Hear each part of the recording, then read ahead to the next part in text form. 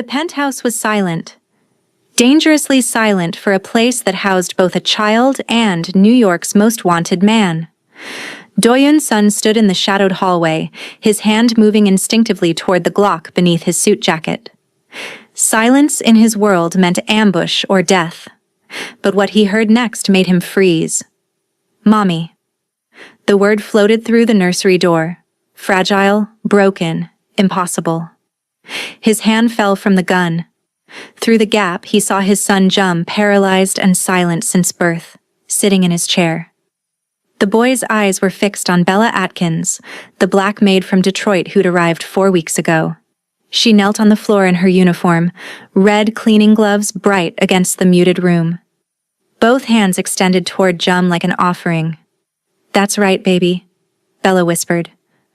"I'm right here." Jum's hand trembled upward, a movement neurologists said would never happen. His mouth struggled. "Mom. My." Do-yoon's back hit the wall. For 3 years, Manhattan's best specialists had declared his son hopeless, millions spent. Doctors from Seoul to Switzerland. Nothing. But now, in his fortress with bulletproof windows and armed guards, the impossible was happening. His son was calling this stranger, hired to clean and fold laundry, Mommy. Bella hadn't seen him. Her focus stayed on Jum, her face holding pure joy, no fear, no calculation. "Your mama would be so proud," she murmured. The mention of Bora, dead 3 years, blood he couldn't wash away, sent a knife through his chest. He retreated into shadows where he belonged. The word followed. "Mommy. Mommy. Mommy." It echoed like a verdict, like hope. And in his world, hope was the most dangerous weapon. Do-yoon's son had survived gang wars and assassination attempts, but this one word from his silent son was about to undo him completely. 3 years earlier, Do-yoon had held his newborn son while his wife died on an operating table 6 floors below his penthouse. The emergency C-section had gone wrong, catastrophically wrong, and Bora had bled out before the surgeons could stop it. He'd stood outside the operating room with Jum wrapped in hospital blankets, watching through reinforced glass as they tried to restart her heart. The machines had flatlined, the doctors had stepped back, and Do-yoon had made a choice that would haunt him forever. He'd walked away with his son and never looked back at her body. The guilt had turned to stone inside his chest. Jum's diagnosis came 48 hours later. Severe cerebral palsy. Oxygen deprivation during the complicated birth. Paralyzed from the waist down.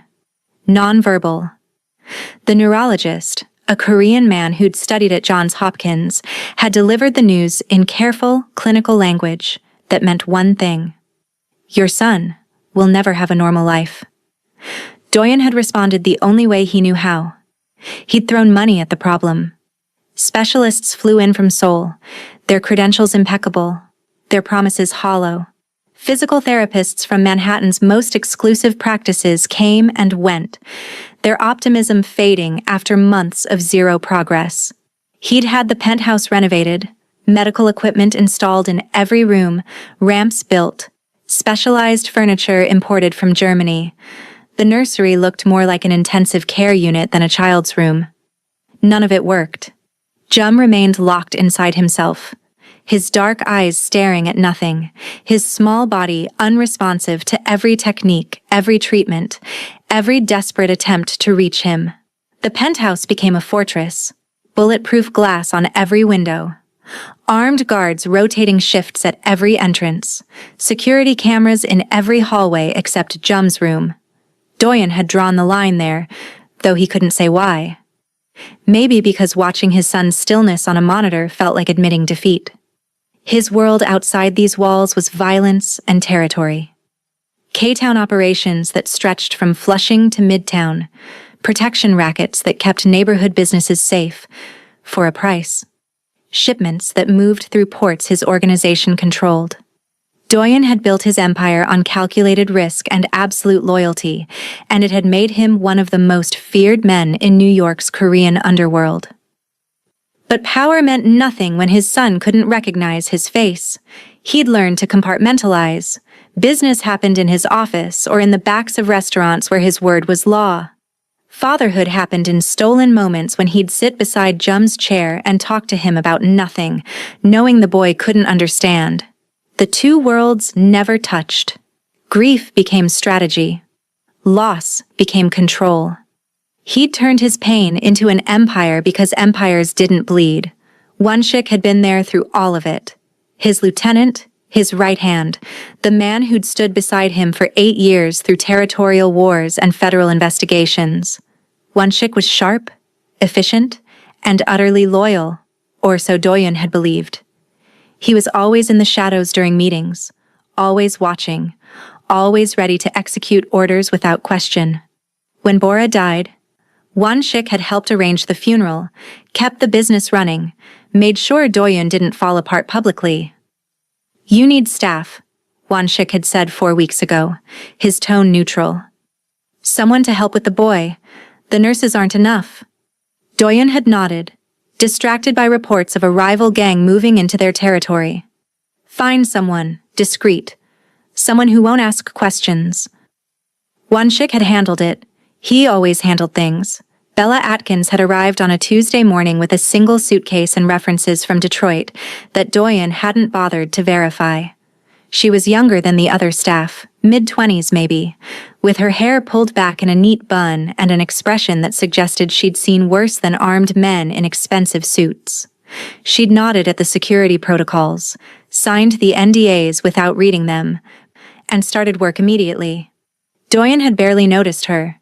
She was just another person in a penthouse full of people who moved through his life like ghosts, necessary but invisible.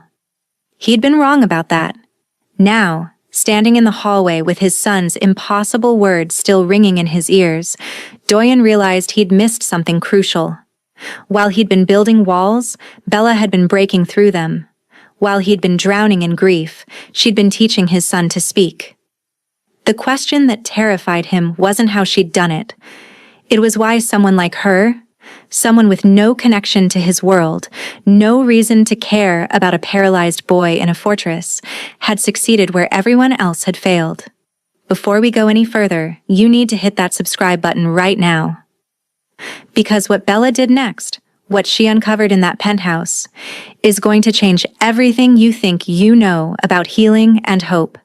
Don't miss what happens when Doyun finally confronts her. Doyun didn't sleep.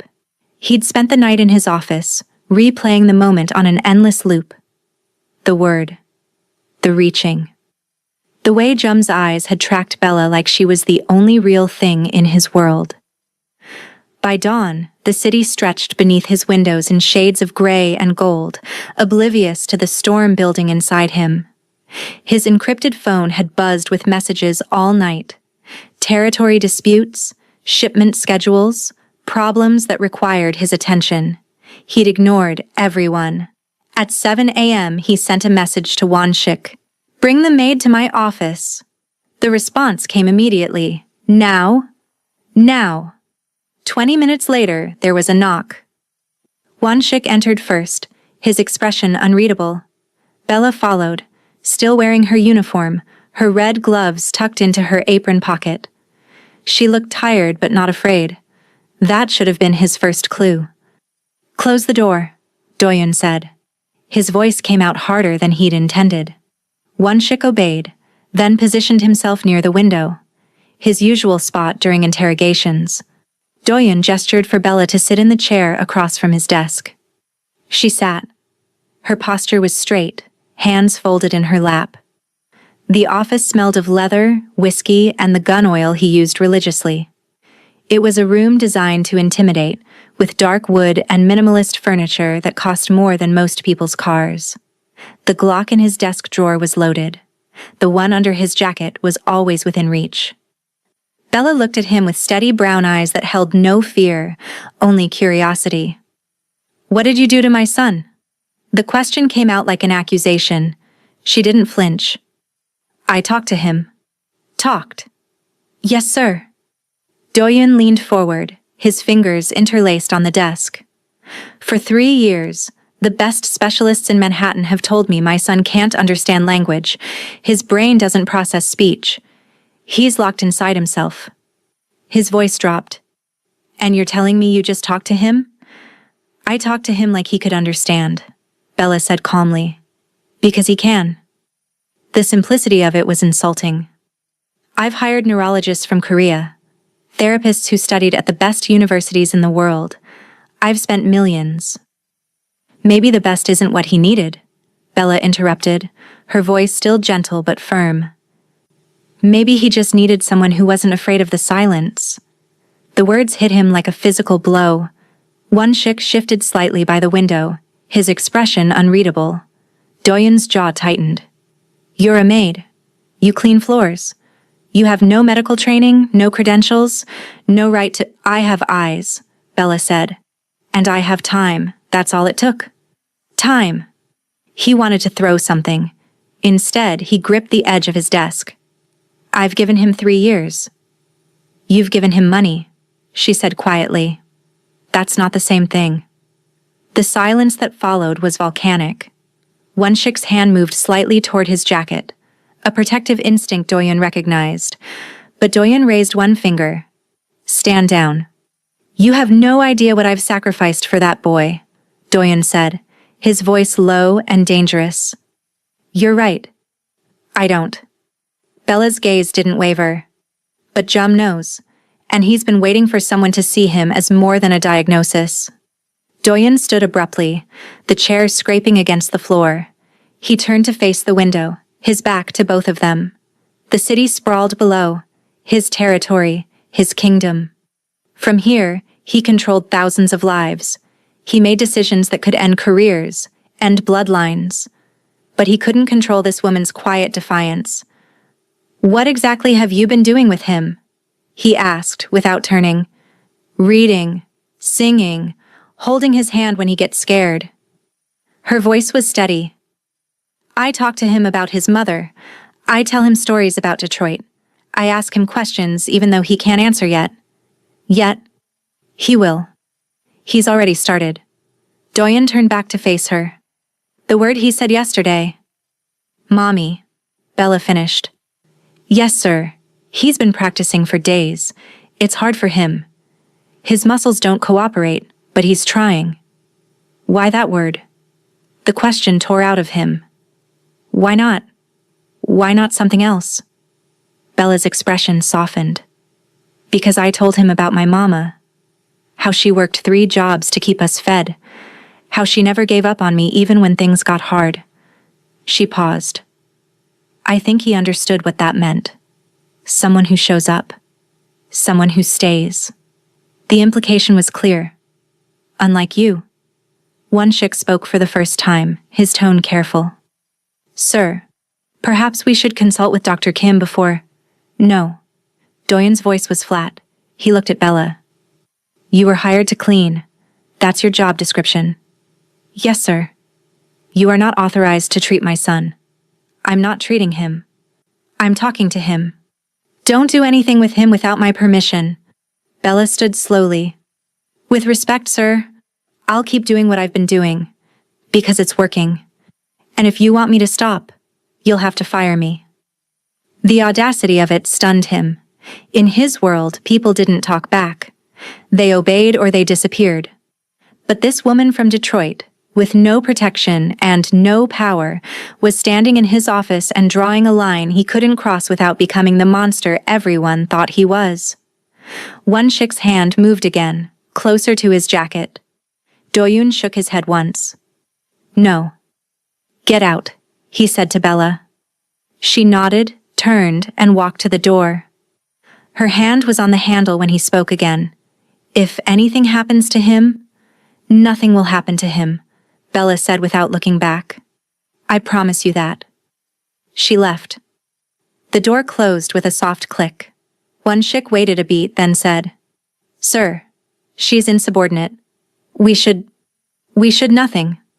Doyun sat back down, suddenly exhausted. She got my son to speak, Won-shik. Something no one else could do.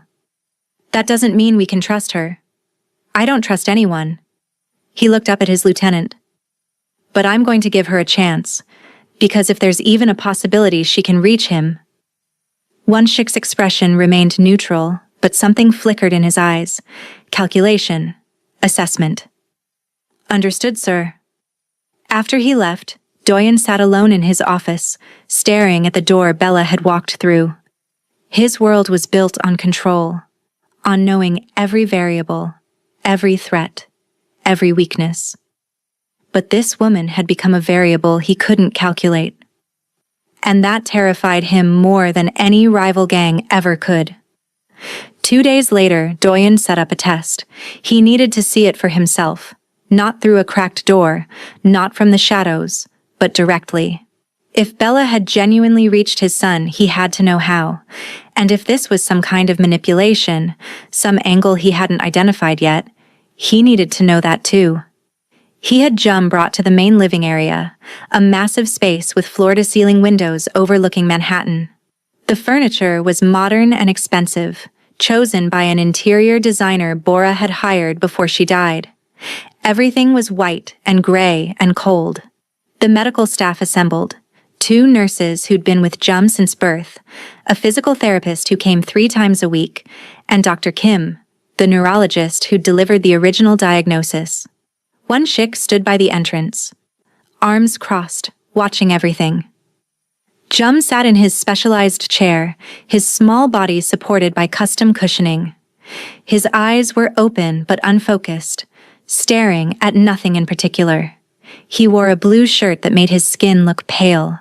Doyun stood 10 feet away, observing. Jum, Dr. Kim said gently, kneeling in front of the chair. Can you look at me? Nothing. The boy's gaze didn't shift. Dr. Kim glanced at Doyun, his expression apologetic, then tried again. Jum, it's Dr. Kim. Can you show me your hand? Still nothing. One of the nurses stepped forward with a colorful toy, something with buttons that made noise. She pressed one, and a cheerful melody played. Jum, sweetie, look at this. Isn't it fun? The boy's eyes remained distant.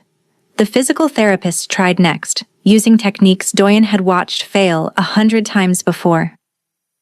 Gentle touches, soft encouragement, questions designed to elicit any response. Jum might as well have been alone in the room. Doyun felt the familiar weight settling in his chest, the confirmation that nothing had changed, that yesterday had been a fluke, a moment of wishful thinking. Then he said, "Bring in Bella." Wonshik moved to the intercom, spoke quietly. A minute later, Bella entered through the main doorway. She was still in her uniform, her red gloves tucked away. She looked at the assembled medical staff with mild surprise, then at Jum. Her entire demeanor changed. She walked directly to the boy, not hurried but purposeful. She knelt beside his chair, not in front of him like Dr. Kim had, but beside him, at his level. "Hey, baby," she said softly, her Detroit accent warm and unhurried. "I didn't know we were having a party today." Jum's eyes moved. Just slightly, but they moved. Tracking toward her voice. The room went completely still. Bella reached out and gently touched his hand. "You doing okay? All these people making you nervous?" Jum's fingers twitched. Then his mouth moved, struggling to form a shape. "Take your time," Bella murmured. "Ain't nobody rushing you." Then, in halting Korean that she'd clearly been practicing, she said, "Iyamaga yogi iso." "Mommy's here." Jum's face transformed. His lips pulled into something that wasn't quite a smile but was close enough to break Doyen's heart. A small sound came from his throat. Not a word, but an attempt at one. Bella smiled, and it was genuine, full of pride. "That's right. You're doing so good." Dr. Kim leaned forward, his professional mask slipping into something like wonder. I've never seen him respond like this. "He responds when he feels safe," Bella said, not looking away from Jum. She switched back to English, her voice gentle. "Don't you, sweetheart? You just needed somebody who wasn't afraid to wait." Jum made another sound, this one closer to a syllable. His right hand lifted slightly, trembling with effort, reaching toward Bella's face. She didn't move, She let him touch her cheek, his small fingers brushing her skin. "I'm here," she whispered. "I'm always gonna be here." Doyen couldn't breathe. He'd spent 3 years watching his son exist in a void, unreachable and unreached. And now, in his own living room, with medical staff who'd declared the situation hopeless, Jum was present, responding, trying. Wonshik's expression remained neutral, but his eyes were sharp, calculating. Doyen recognized that look. It was the expression Wonshik wore when identifying a weakness in enemy territory. But this wasn't enemy territory. This was his son. His family. "Dr. Kim," Doyun said, his voice rougher than intended. "Your assessment?" The neurologist stood slowly, his gaze still fixed on Jum and Bella. "This contradicts everything we understood about his condition." He's tracking her voice, responding to her presence, attempting vocalization. He paused, searching for words. "It's medically improbable. But it's happening," one of the nurses said quietly.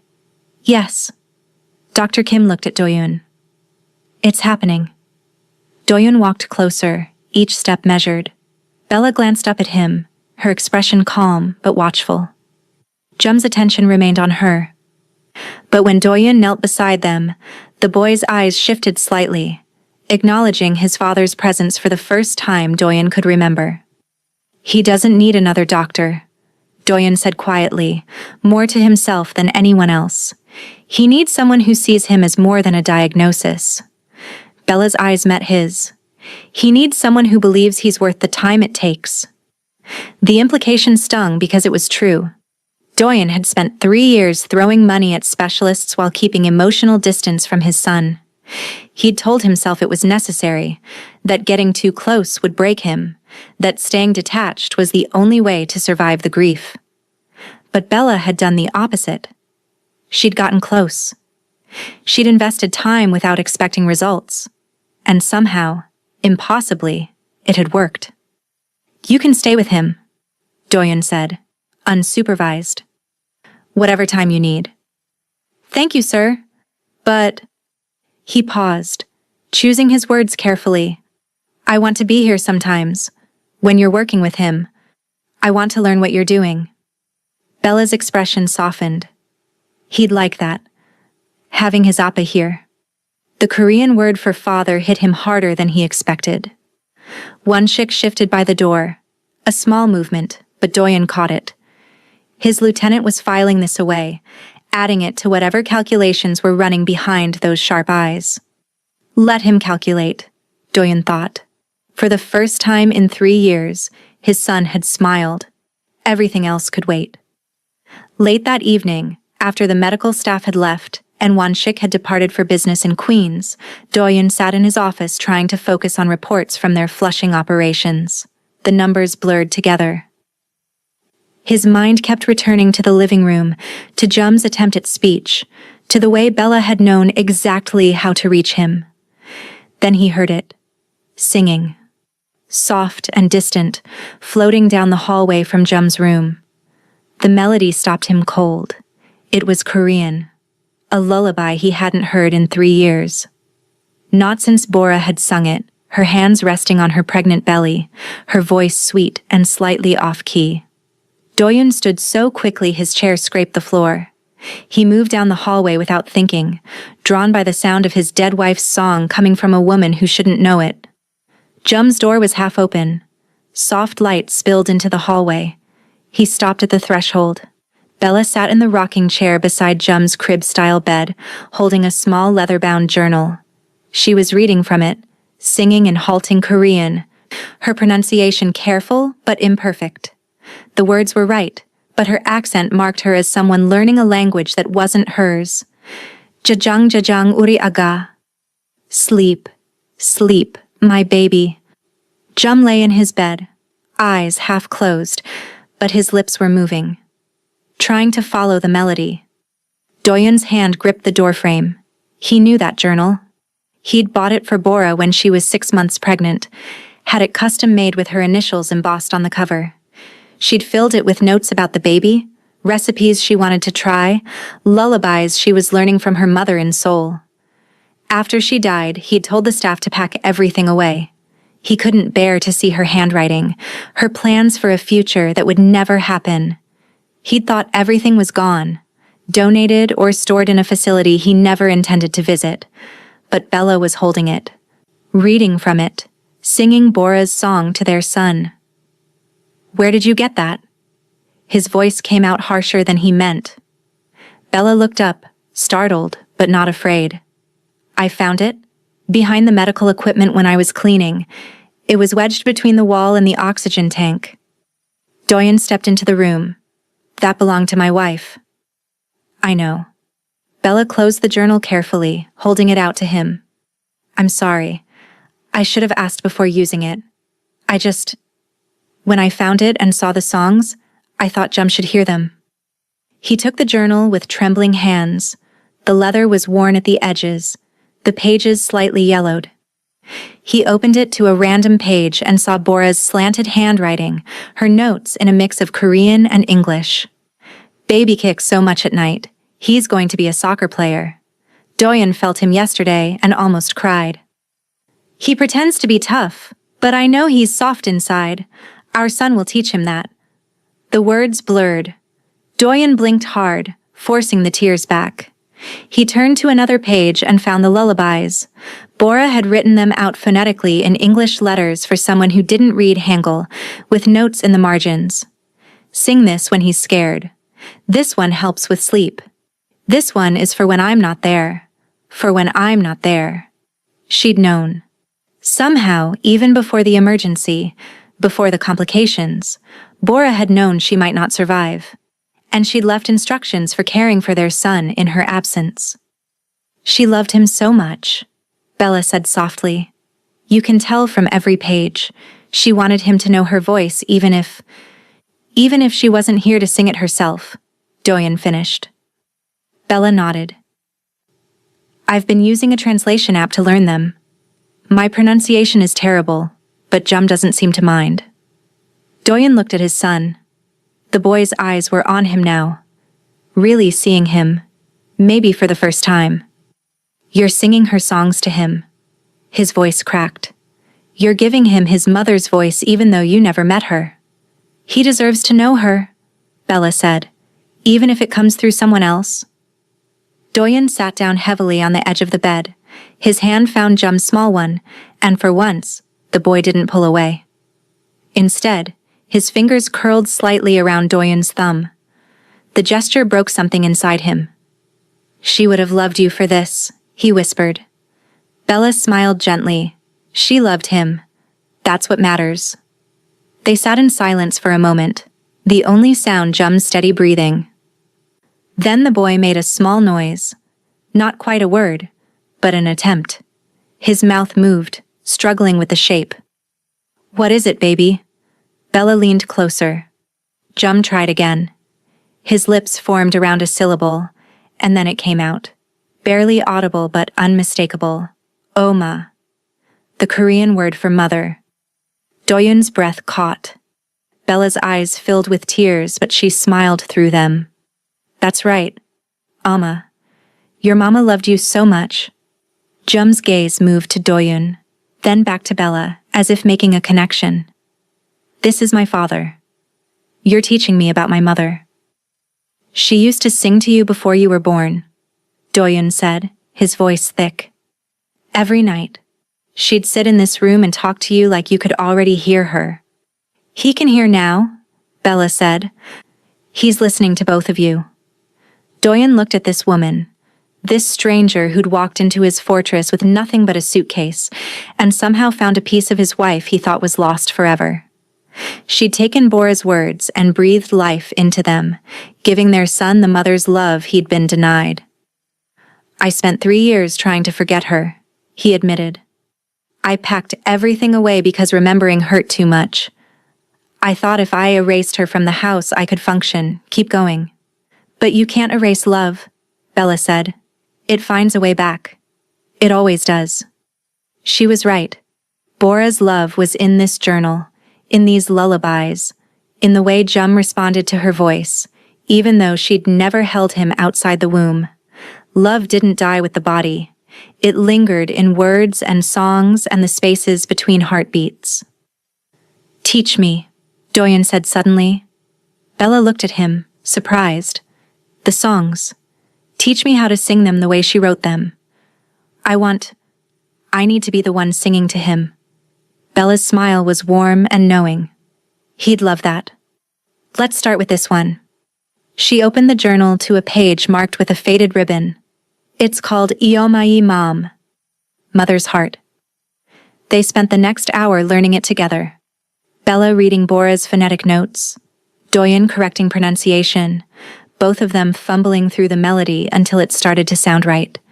Jum watched them with wide eyes, his small body relaxed in a way Doyen had never seen before. By the time they finished, it was past midnight. Jum had fallen asleep with a peaceful expression, his breathing steady and calm. Doyen stood, still holding the journal. "Thank you," he said to Bella, "for finding this, for caring enough to use it." "He's worth it," Bella said simply. As Doyen walked back to his office, the journal pressed against his chest. He felt something shifting inside him. The grief was still there. It would always be there. But for the first time since Bora's death, he felt connected to his son. Not through expensive treatments or medical interventions, but through the simple act of learning his mother's songs. Bella had done that. A maid from Detroit with no training and no reason to care had given him back a piece of his family. And that realization was both beautiful and terrifying. If this story is hitting you in the heart right now, hit that like button. Because what happens next, the darkness that's about to descend on this family, you need to be here for. Comment below, Team Bella or Team Doyen? Who's inspiring you more? Won-shik had been Doyen's second-in-command for 8 years. He'd started as an enforcer, good with his hands, better with a gun, smart enough to understand strategy. Over time, Doyen had promoted him, trusted him with operations that required discretion and ruthlessness in equal measure. Won-shik had never disappointed, until recently. It wasn't that Won-shik had changed. It was that Doyen had changed. Or rather, was beginning to change, and Won-shik saw it as weakness. He sat in his car outside a restaurant in Flushing, watching Doyen's territory through the windshield. This was the heart of their operation: restaurants, karaoke bars, massage parlors that were fronts for more lucrative businesses. Money flowed through these streets like blood through veins, and Won-shik knew every pathway. He also knew how vulnerable it had become. Doyen was distracted. The boss who used to respond to threats within hours now took days. The man who'd once executed a rival for insulting him now spent evenings in his son's nursery, learning lullabies from a maid. It was pathetic. And it was an opportunity. Won-shik's phone buzzed. A message from a blocked number. "Tonight. Usual place." He started the car. 20 minutes later, he was in a warehouse on the edge of Queens, neutral territory, technically outside both organizations' control. The Cheongsan gang had requested this meeting 3 weeks ago, and Won-shik had been careful to keep it hidden from Doyen. 3 men waited inside. The leader, Park Jin-ho, was roughly Won-shik's age, with a scar running from his left eye to his jaw. His reputation was brutal even by their world standards. "You're late," Park said in Korean. "I had to make sure I wasn't followed." Won-shik stopped 10 feet away, keeping distance. "What do you want?" Park smiled, a thin, dangerous expression. "We want what you want. Doyen-san's territory." "And why would I want that?" "Because you've been his dog for 8 years and you're tired of begging for scraps." Park lit a cigarette, the smoke curling in the warehouse's dim light. "We've been watching. Your boss is weak now. That crippled kid has made him soft." Won-shik's expression didn't change, but inside his mind raced. Park was right, but admitting it out loud was dangerous. Doyen's not weak. He's strategic. He's broken. Park stepped closer. His wife died. His son's useless, and now he's falling apart over a maid. We've seen the reports. He's spending less time managing operations and more time playing house. What's your offer? Park's smile widened. Help us remove him. We split the territory. You get K-Town, we get the ports. Everyone profits. Except Doyun. Doyun will be dead. Or locked up. Doesn't matter which. Wonshik considered this. He'd spent years building loyalty, earning trust, positioning himself as indispensable. Betraying Doyun now would mean severing every connection he'd cultivated. But it would also mean ascending to power he'd never achieve otherwise. Doyun would never step down, never retire, never make Wonshik an equal partner. The only way up was through betrayal. I'll need time, Wonshik said carefully. His security is tight. His people are loyal. We don't have time. Every day he recovers emotionally is a day we lose advantage. Park flicked ash on the floor. We need him vulnerable, distracted. He already is. Then make him more so. Park's eyes glinted. That Maid. She's his weak point now. Use her. Wonshik nodded slowly. Give me 2 weeks. You have 1. Park turned to leave, then paused. Don't disappoint us, Wonshik. We're not as forgiving as Doyun. Back at the penthouse, something was happening in Jum's room. Wonshik could hear it from the hallway as he returned from Queen's. Excited voices, movement, something that sounded like celebration. He found Doyun standing in the doorway, his hand covering his mouth, shoulders shaking. Inside, Bella knelt beside Jum's chair. The boy's hand was extended toward her, trembling with effort. His mouth moved, forming shapes that had never come before. B. The sound struggled out. B. That's it, baby. Bella whispered, her eyes bright. You got it. Say my name. Jum's face scrunched with concentration, then, clear as morning light. Bella! Doyun made a sound, something between a laugh and a sob. He stumbled into the room, dropping to his knees beside his son's chair. You said her name. Jum, you said her name. Jum turned to his father, recognition bright in his eyes. He said it again, stronger this time. Bella. Wonshik watched from the doorway, his face carefully neutral. Inside, he was calculating. This wasn't just progress. This was attachment, dependency. This was exactly what Park needed. Doyun pulled Bella into an embrace, inappropriate, unprofessional, completely unlike him. She stiffened for a moment, then relaxed, her arms coming up to return it. He's finding his voice, she said softly, because you gave him space to try. When they separated, Doyun's face was wet. He didn't bother wiping it. Tell me about your mother, he said suddenly. Bella blinked, surprised. Sir? Your mother. You told Jum about her. I want to know. They sat together on the floor while Jum dozed in his chair, exhausted from the effort of speaking. Bella's voice was quiet, almost hesitant at first, then gaining strength. Her name is Margaret. She raised me alone in Detroit, East Side, where you don't walk after dark if you can help it. She worked 3 jobs most of my life.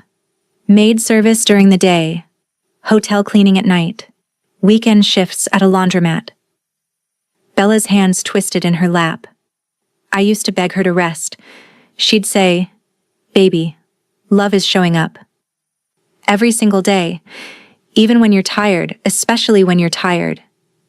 She sounds strong, Doyun said. She is. She taught me that the world's gonna try to make you invisible, gonna act like you don't matter because of where you're from or what you look like. But you matter anyway. You show up anyway. Bella looked at Jum. That's what I see when I look at him. Someone the world tried to make invisible. But he matters. He's always mattered. Doyun's chest tightened. You came here for her. To send money back. To send money back so she could finally rest. So she wouldn't have to work herself to death just to survive.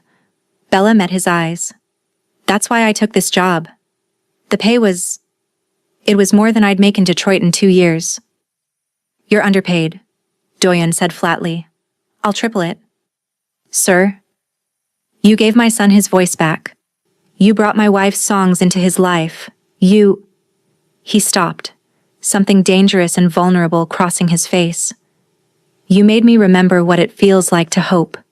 The silence stretched between them. Wonshik, still in the doorway, saw it clearly. The way Doyon looked at Bella wasn't just gratitude, it was something deeper. Something that made a man stupid. Perfect. I should let you rest, Bella said, standing. It's late. Doyon caught her hand. The touch lasted a second too long. Thank you. For everything. When she left, Doyon stayed on the floor beside his son, watching him sleep. Wonshik finally stepped into the room. Sir, he said carefully. The flushing situation requires your attention. It can wait. The shipment... I said it can wait. Doyon's voice was sharp, then softer. Did you see him, Wonshik? He said her name. I saw. Wonshik kept his tone neutral. It's remarkable progress. It's a miracle. Wonshik nodded, said nothing more. He didn't need to. The trap was already closing. Doyon had fallen in love.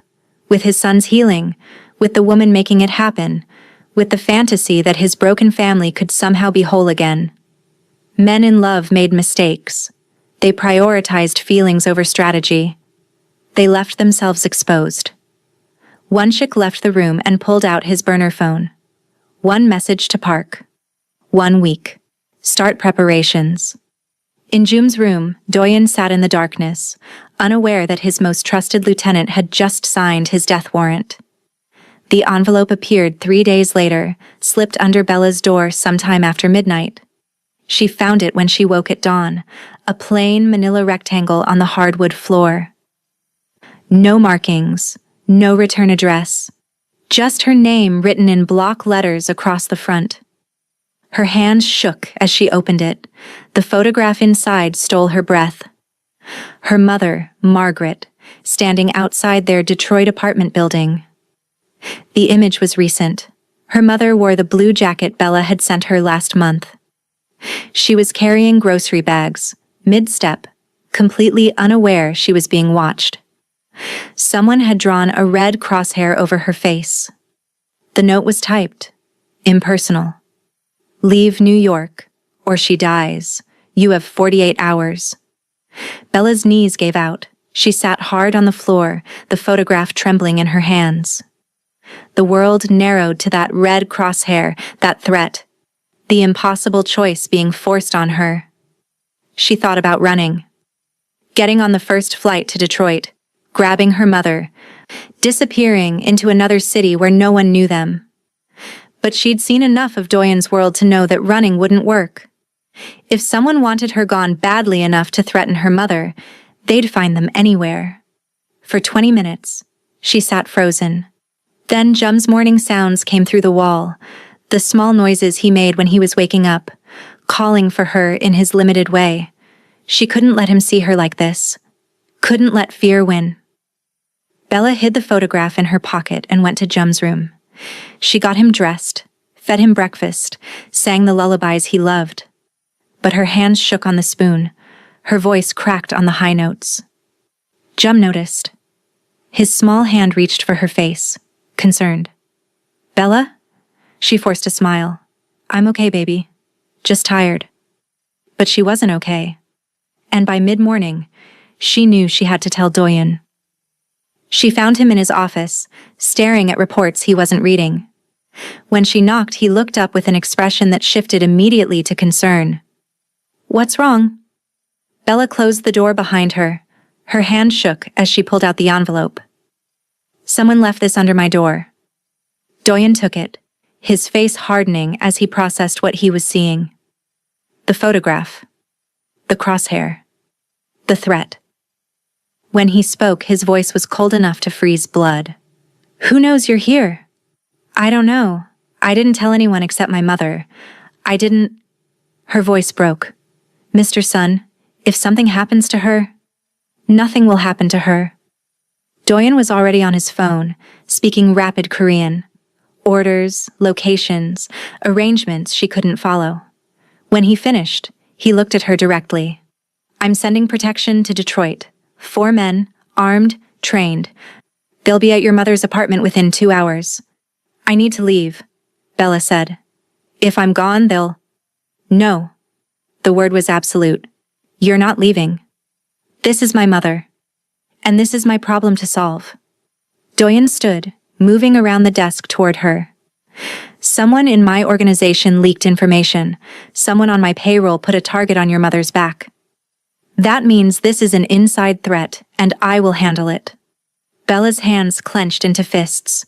You can't just decide. I can. And I will. His eyes were hard, but underneath was something else. Fear. You leave now, and Jum loses the only person who's reached him in 3 years. You think I'll let that happen? You think I'll let anyone take you from him? What about what I want? What about my choice? Your choice is to trust me. Doyen's voice softened slightly. I know you don't owe me that trust, but I'm asking for it anyway. Stay. Let me protect your mother. Let me find whoever did this. Bella wanted to scream, wanted to run, wanted to be anywhere but trapped between these impossible options. But she looked at Doyen's face and saw something she recognized, the desperation of a parent who'd do anything to protect their child. He was protecting Jum. But maybe, she realized, he was also trying to protect her. If anything happens to her... It won't, Doyen promised. I swear to you, Bella, on my son's life, nothing will happen to your mother. She nodded, not trusting her voice. Doyen made more calls. One Shik appeared within minutes, his face professionally concerned as Doyen showed him the photograph. Find out who did this, Doyen ordered. Check everyone who has access to staff information. Security footage from the past week. I want names by tonight. Yes, sir. One Shik's eyes flickered to Bella, then away. Should we increase security on the penthouse? Double it. No one gets in without my personal approval. After One Shik left, Bella said quietly, I should get back to Jum. Wait. Doyen caught her arm gently. I meant what I said. You're not alone in this. Something in his touch, in his voice, made her eyes sting. She'd spent her whole life being alone, figuring things out by herself. Having someone say you're not alone felt like a wound and a healing at the same time. Why do you care? She asked. I'm just the maid. You're not just anything. Doyen's grip tightened slightly. You're the reason my son is speaking. You're the reason I can look at him without drowning in guilt. You're... He stopped, seeming to catch himself. I'm what? You're important, he finished. To this family. Don't forget that. When Bella returned to Jum's room, the boy was agitated. He'd sensed something wrong, the way children do. His hands moved restlessly, his eyes searching her face. Bella scared? He asked in his halting way. She knelt beside him, forcing calm into her voice. A little bit, baby. But I'm okay. Stay? His hand gripped hers. Bella, stay. The question broke her. I'm trying, sweetheart. I'm trying so hard to stay. But even as she said it, Bella felt the walls closing in. Someone wanted her gone badly enough to threaten murder, and no amount of armed guards could change one simple truth. As long as she stayed in this penthouse, her mother was a target. The cost of love, she realized, was sometimes having to choose who to save. And she didn't know if she could make that choice. Doyen's intelligence network moved like a machine. Within 24 hours, his people had traced the envelope's delivery route, pulled security footage from Bella's hallway, and started analyzing communication patterns within his organization. The answer came 2 days after the threat arrived, delivered by a junior lieutenant Doyen had known for 5 years. Sir, the man said, his voice tight with nerves, you need to see this. Doyen looked at the laptop screen. Encrypted messages, decoded by his tech people. Offshore accounts opened 3 weeks ago, meeting locations in Queens warehouses, and one name that appeared in every transaction, Every conversation, every piece of evidence. Wonshik. Doyun stared at the screen until the words blurred. His right hand. His brother. The man who'd stood beside him through territorial wars and federal raids. The man he'd trusted with his life, with his operations, with everything that mattered. Betrayal felt like a blade between his ribs, slow and precise. Who else knows? Doyun's voice came out flat. Just me and the tech team, sir. 3 people total. Keep it that way. Doyun closed the laptop. I want surveillance on Wonshik. Everything. Where he goes, who he talks to, what he eats for lunch. I want to know before he knows. Yes, sir. And say nothing. To anyone, especially Wonshik. After the lieutenant left, Doyun sat alone in his office, staring at nothing. 8 years. 8 years of loyalty, partnership, brotherhood, all of it a lie. Or maybe not a lie, maybe just conditional. Loyalty that lasted only as long as Wonshik saw benefit in it. The worst part wasn't the betrayal itself. The worst part was that Doyun understood it.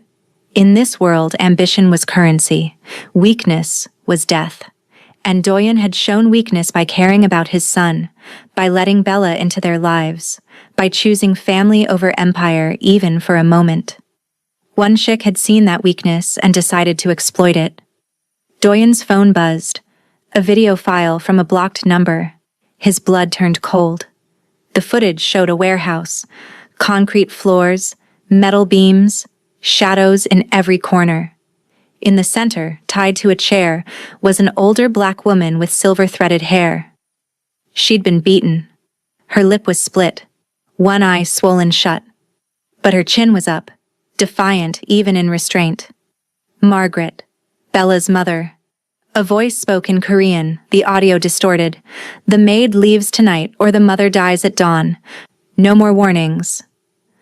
The video ended. Doyun was moving before he finished watching. He found Bella in Jum's room, reading from Bora's journal. She looked up when he entered, and whatever she saw in his face made her stand immediately. What happened? He showed her the video, watched the color drain from her face, watched her legs buckle. He caught her before she fell. Mama? Bella whispered. Oh God, Mama. Listen to me, Doyun said urgently. I know where they're holding her. I have people tracking the video's origin right now. We will get her back. They said I have to leave tonight. Bella's voice was hollow. If I don't, you're not leaving. And your mother isn't dying. Doyun's hands gripped her shoulders. I'm going to end this. All of it. Trust me. But Bella was already shaking her head. You can't stop them. If they want me gone, the only way to save her is to go. Bella, I have to. She pulled away from him, her decision made. I won't let her die because I was too afraid to leave. Doyun wanted to argue, wanted to lock her in the penthouse and solve this his way. But he saw the determination in her eyes, the same strength that had reached his son when no one else could. Bella Atkins didn't run from fear. She ran toward the people she loved. Consequences be damned. Give me 6 hours, he said. 6 hours before you go anywhere. Let me try. Doyun. 6 hours, Bella, please. She hesitated, then nodded. 6 hours. Then I'm leaving with or without your permission. After she left, Doyun made a call. Bring Wonshik to my office, now. His lieutenant arrived 10 minutes later, concern perfectly painted on his face. Sir, the video. I saw it. We're working on... Sit down. Something in Doyun's tone made Wonshik pause. He sat slowly, his hand moving slightly toward his jacket. Doyun leaned back in his chair, studying the man he'd trusted for 8 years. How long have you been working with Cheong-san? Wonshik's face went carefully blank. Sir? Don't insult me. Doyun's voice was cold. I know about the meetings, the offshore accounts, the plan to split my territory. He paused. I know everything. For 3 seconds, Wonshik maintained the pretense. Then his expression shifted. the mask dropping away to reveal something calculating and merciless. "You went soft," Wonshik said simply. "The moment that maid walked in, you stopped being a boss and started being a father. Weakness in this business is death. So you decided to kill me first. I decided to take what should have been mine 8 years ago." Wonshik stood slowly. "You made me your second, but never your equal. Never your partner. I've earned that right." By threatening an innocent woman? Doyeon's hand moved toward his desk drawer. By kidnapping a mother to manipulate her daughter? By using the only leverage that works against you now? Wonshik's hand was inside his jacket now, fingers on metal. "You made yourself vulnerable, Doyeon. I'm just smart enough to see it. You're smart enough to die for it." Wonshik drew his weapon. Doyeon was faster. The first shot missed. Wonshik dove behind the leather chair. The second shattered the window. Glass exploded inward as armed guards burst through the office door. But Wonshik was already moving, firing twice to cover his escape. Doyeon pursued into the hallway, but Wonshik had a head start and knowledge of every exit, every camera blind spot. By the time Doyeon reached the emergency stairs, his lieutenant was gone. "Lock down the building," Doyeon ordered the guards. "Find him." But he knew Wonshik was already gone, smart, prepared, always 3 moves ahead. The betrayal wasn't impulsive, it was calculated. And Wonshik had planned his escape as carefully as he'd planned the coup. Doyeon returned to his office, his phone already ringing with the location trace from the video. A warehouse in Red Hook, Brooklyn. Abandoned, isolated, perfect for a hostage situation. He had 3 hours before dawn, before the deadline, before they killed Margaret and forced Bella into whatever trap they'd prepared. 3 hours to wage war. He started making calls, not to Wonshik's crew, they were compromised, but to the men who'd served with him before Wonshik arrived, the ones who'd loved Bora, who'd watched Jum suffer, who'd stayed loyal not out of fear, but out of respect. He needed soldiers he could trust. Because this wasn't just business anymore. This was family. And he'd burn the entire city down before he let them take another person he loved. The warehouse in Red Hook looked abandoned from the outside. Rusted metal, broken windows, decades of neglect. But Doyeon's intelligence confirmed what he needed to know. Cheong-san had 12 men inside, armed and expecting trouble. Margaret was being held in the northwest corner, still alive, but injured. Wonshik hadn't been spotted, but his phone had pinged from a location 2 blocks away an hour ago. He was watching, waiting to see how this played out. Doyeon assembled his crew in the shadow of a shipping container 300 yards from the warehouse. 8 men, all veterans of territorial wars, all carrying grudges against Cheong-san that went back years. They wore dark clothes and grim expressions, checking weapons with practiced efficiency. Bella insisted on coming. Doyeon had tried to refuse, but she'd looked at him with steel in her eyes and said, "That's my mother. I'm not waiting in a car while you decide her fate." Now she stood beside him, wearing a borrowed tactical vest, her hands steady despite the fear he knew she felt. She'd left Jum with the most trusted nurse, kissing him goodbye with promises she might not be able to keep. "When we go in," Doyeon said quietly, "you stay behind me. Always. I know how to handle myself. I don't doubt it.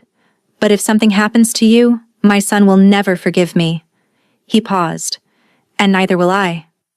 Bella nodded, her jaw tight. Doyeon checked his watch. 3 a.m. Dawn was still hours away, but he wasn't waiting for their deadline. The element of surprise was the only advantage he had. He gave the signal. They moved in 3 teams, 2 flanking groups through the side entrances, Doyeon's team straight through the front. The warehouse door was locked but not reinforced. One of his men placed a small charge, and the explosion tore through the silence like thunder. Inside was chaos. Cheong-san's men had been expecting an attack, but not this fast, not this aggressive. Doyeon's crew moved like a machine, clearing corners with brutal efficiency. Gunfire erupted, muzzle flashes lighting the darkness. Someone screamed. Metal clanged against concrete. Doyon pushed forward, Bella close behind him. His focus narrowed to one goal: find Margaret. A Cheongsan enforcer appeared from behind a stack of crates, weapon raised. Doyon fired twice. Center mass, clean kill. The man dropped. Bella didn't flinch, stepping over the body without hesitation. She'd seen worse in Detroit, Doyon realized. This world wasn't foreign to her. Just a different version of the violence she'd survived before. They found Margaret in a back room, exactly where intelligence said she'd be. She was conscious but weak, blood dried on her temple. When she saw Bella, relief flooded her battered face. "Baby," Margaret whispered. Bella ran to her, working at the ropes binding her wrists. "I'm here, Mama. I'm here." Doyon covered the door while Bella freed her mother. Outside, the gunfight was intensifying. He could hear his men calling positions, coordinating movements. Cheongsan was outnumbered but not outgunned. Then Wanshik's voice cut through the chaos, amplified by a megaphone from somewhere outside the warehouse. "Doyun, walk out now, and I'll let the women leave alive." Doyun's grip tightened on his weapon. "Get her up," he told Bella. "We're moving." They emerged from the back room into a scene of carnage. Bodies on the floor, 3 of Cheongsan's men, 1 of his own. Blood pooled on concrete. Smoke from discharged weapons hung in the air like fog. Wanshik stood near the main entrance, flanked by 4 Cheongsan enforcers. He held a pistol loosely, pointed at the floor. His expression was calm, almost regretful. "This didn't have to get bloody," Wanshik said in Korean. "You could have stepped down quietly, retired, lived." "Lived as what?" Doyon replied in English, his eyes never leaving his former lieutenant. "A coward? A man who let his second take everything he built? A man who chose his son over his pride." Wanshik switched to English, his accent thicker than Doyun's. "But you couldn't do that, could you? Even now, even with everything falling apart, you have to be the boss. I am the boss. You were the boss." Wanshik raised his weapon. "Now you're just a man protecting a crippled child and a maid who doesn't belong in your world." Behind Doyon, Bella whispered, "I can shoot." "No," Doyon said quietly. "This is mine."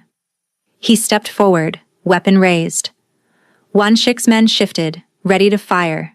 The standoff held for 3 heartbeats. "You taught me everything," Doyon said.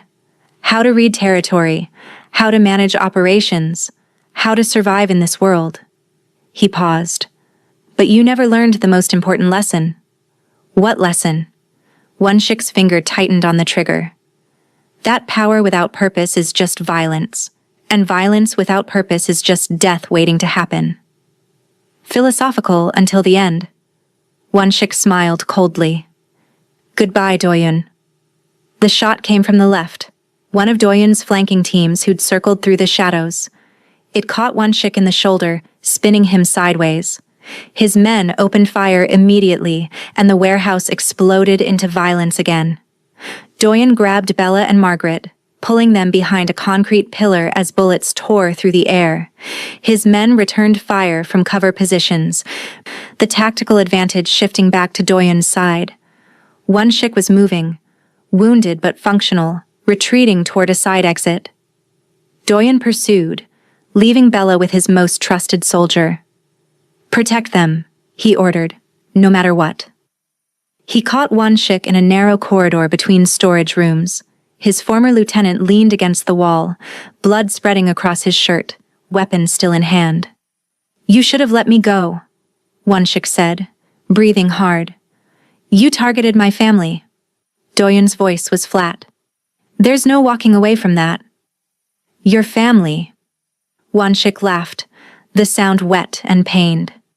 "A dead wife, a broken son, and a maid you're falling in love with. That's not family, Doyon. That's delusion." "You're wrong." Doyon stepped closer, weapon steady. "They're more real than any loyalty you ever showed me. So kill me then." Prove you're still the ruthless boss everyone fears. Doyen aimed center mass. His finger moved to the trigger. One squeeze and 8 years of betrayal would end in blood on concrete. But then he thought of Jum. Thought of the boy learning to speak. Learning to trust. Learning that the world could be more than pain and silence. Thought of what it would mean to return to his son with this particular blood on his hands. No, Doyen said quietly. He lowered the weapon slightly. You don't get to make me the monster you needed me to be. He pulled out his phone with his free hand and made a call. It's done. Send the police. Wonshik's eyes widened. You're arresting me? I'm letting the system handle you. You'll spend the rest of your life in prison, watching through bars while I rebuild everything you tried to take. Doyen smiled without warmth. That's a better punishment than a bullet. By the time the corrupt cops on Doyen's payroll arrived, the warehouse was secure. Chungsan's leadership lay dead on the floor, casualties of a territorial dispute that would be ruled self-defense. Wonshik was handcuffed and loaded into an unmarked car, headed for a federal detention that Doyen's lawyers had already arranged. Margaret was injured but stable, already being treated by a medic Doyen had brought. Bella sat beside her mother, holding her hand, tears streaming silently down her face. Doyen had taken a bullet to his left side, grazed but deep enough to bleed significantly. He'd taped it up hastily, ignoring the pain. Everything hurt less than the last 8 years had hurt anyway. Is it over? Bella asked when he approached. It's over. Doyen looked at Margaret. I'm sorry for what happened to you, ma'am. This was my fault. Margaret studied him with sharp eyes despite her injuries. You, the Mafia boss my daughter works for? Yes, ma'am. You love her? The question caught him off guard. Bella's eyes widened, but she didn't interrupt. Doyen paused, then decided on honesty. Yes, I think I do. Margaret nodded slowly. Then you better earn it. Because my daughter doesn't give her heart to men who don't deserve it. I know, Doyen said quietly. I'll spend every day trying to deserve it. They left the warehouse as dawn broke over Brooklyn, bloodied, exhausted, but alive. Doyen's empire had survived. The betrayal had been cut out. And for the first time in 3 years, he felt something that almost resembled peace. But the real test waited at home, in a nursery where a small boy was about to teach his father the most important lesson of all. The penthouse was in chaos when they returned. The nurse met them at the door, her face pale. He won't stop crying, she said. He knows something's wrong. I've tried everything. Bella pushed past her, ignoring her own exhaustion. Margaret was being settled in a guest room by the medic, and Doyen followed behind, his side screaming with every step. They found Jum in his room, his small face red and tear-streaked, his body rigid with distress. The nurse stood helplessly nearby, wringing her hands. The moment Jum saw Bella, everything stopped. His mouth opened in a silent sob of relief. Bella, he managed through tears. Bella back. She crossed the room in seconds, gathering him into her arms. I'm here, baby. I'm here. I'm so sorry. Jum clung to her with surprising strength, his small hands fisting in her shirt. He was trembling, making sounds that weren't quite words but communicated everything: fear, relief, desperate need. Then his eyes found Doyen standing in the doorway. His father looked like he'd walked through hell. Blood soaked through the makeshift bandage on his side. His suit was torn and dirty. His face was drawn with pain and exhaustion, but his eyes were clear, focused entirely on his son. Jum's gaze moved between Bella and Doyen, processing, understanding somehow that they'd both come back, that they'd both survived whatever danger had taken them away. His mouth moved, struggling with a shape it had never made before. His hand reached toward Doyen, trembling with effort. Up. The sound caught in his throat. He tried again, his whole body straining with the effort. Appa. The word was small, imperfect. the most beautiful sound Doyen had ever heard. His legs gave out. He dropped to his knees in the doorway, one hand pressed against his bleeding side, the other covering his mouth as a sob tore through him. "Appa?" Jum said again, clearer this time. "Appa home." Doyen crawled across the floor, undignified, desperate, completely beyond caring. When he reached his son's bed, Jum's small hand found his face, touching his cheek with infinite gentleness. "Appa stay?" Jum asked, his voice uncertain. "Yes." Doyen's voice broke completely. "Yes, I'll stay. I promise. I'll always stay." Jum looked at Bella, then back to his father. "Family?" Bella's eyes filled with tears. She nodded, unable to speak. "Family," Doyen confirmed, pulling them both close. "We're family." They sat like that for a long time, Bella holding Jum, Doyen holding them both, the three of them tangled together in a moment that felt sacred despite the blood and violence that had preceded it. The nurse quietly left, closing the door behind her. Eventually, Jum fell asleep between them, exhausted from crying. His breathing evened out, peaceful in a way it never had been before. One hand clutched Bella's shirt. The other rested on Doyen's arm. "We should get you to a hospital," Bella whispered, eyeing the blood seeping through his bandage. Later. Doyen didn't move, didn't want to risk waking Jum. "This matters more. You're bleeding. I've bled worse." He looked at her across their son's sleeping form. "Thank you. For staying. For fighting. For being exactly who he needed." "I didn't do it for thanks. I know. You did it for love." His hand found hers over Jum's chest. "That's what makes it matter." They stayed until the medic came to insist on treating Doyen's wound properly. Bella helped transfer Jum to his bed, tucking him in with Bora's journal beside his pillow. The boy stirred but didn't wake, his face finally relaxed. In the hallway, Bella checked on her mother. Margaret was sleeping, her injuries cleaned and bandaged, her breathing steady. Bella sat beside her for a few minutes, just watching her chest rise and fall, confirming she was real and alive. "You did good, baby," Margaret murmured without opening her eyes. "That boy needs you. They both do." "I know, Mama." "So you staying?" Bella thought about Detroit, about the life she'd left behind. Thought about this penthouse with its bulletproof glass and armed guards, its grief and healing happening in the same space. Thought about Jum saying her name, about Doyen looking at her like she was the answer to a question he'd been asking for 3 years. "Yeah," she said softly. "I'm staying." 3 months later, the penthouse had transformed. Not in obvious ways. The bulletproof glass remained, the security protocols stayed in place. But the atmosphere had shifted from fortress to home. Toys scattered across the living room floor.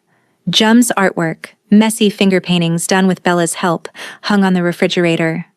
Margaret's knitting supplies occupied one corner of the main room, and the sound of her humming gospel songs filled the space most afternoons. Jum was in physical therapy 4 times a week, working with a specialist who actually listened to Bella's observations about what helped and what didn't. He was speaking in short sentences now, his vocabulary expanding daily. He'd never walk. The cerebral palsy was too severe. But he was learning to use mobility aids, to navigate his world with increasing independence. More importantly, he was happy. Actually, genuinely happy. On a Sunday afternoon in late spring, they went to Central Park. Doyen pushed Jum's wheelchair, now decorated with stickers Jum had chosen himself, everything from dinosaurs to spaceships. Bella walked beside them, one hand resting on Margaret's arm. Her mother was still recovering, moving slower than before, but present and strong. The park was crowded with weekend families. Joggers passed on the paths. Street musicians played near the fountain. The air smelled like hot dogs and fresh-cut grass. They found a spot near the duck pond, and Jum's face lit up immediately. "Look, Appa!" He pointed with his whole arm, his excitement making his words tumble out fast. "Bella, look, ducks!" "I see them, baby," Bella said, crouching beside his chair. "You want to feed them?" Jum nodded enthusiastically. Doyun handed Bella a bag of seeds they'd brought, and she helped Jum scatter them toward the water. The ducks paddled closer, quacking and jostling for position. Jum's laughter rang out clear and bright, a sound that still made Doyun's chest tight every time he heard it. "He sounds like Bora when she laughed," Margaret observed quietly. "You hear it?" Doyun nodded, throat suddenly tight. She would have loved seeing this. "She is seeing it," Margaret said with certainty, "and she's proud. Of him. Of you. Of what you're building here." Bella glanced back at them, and the look she gave Doyun held something that went beyond gratitude or friendship. It was deeper, more permanent, something that had grown slowly over 3 months of shared meals and late-night conversations, of watching Jum together and learning each other's stories. Something that felt like home. "You gonna marry my daughter?" Margaret asked bluntly. Doyun nearly choked. "Ma'am." "Don't ma'am me, I got eyes,"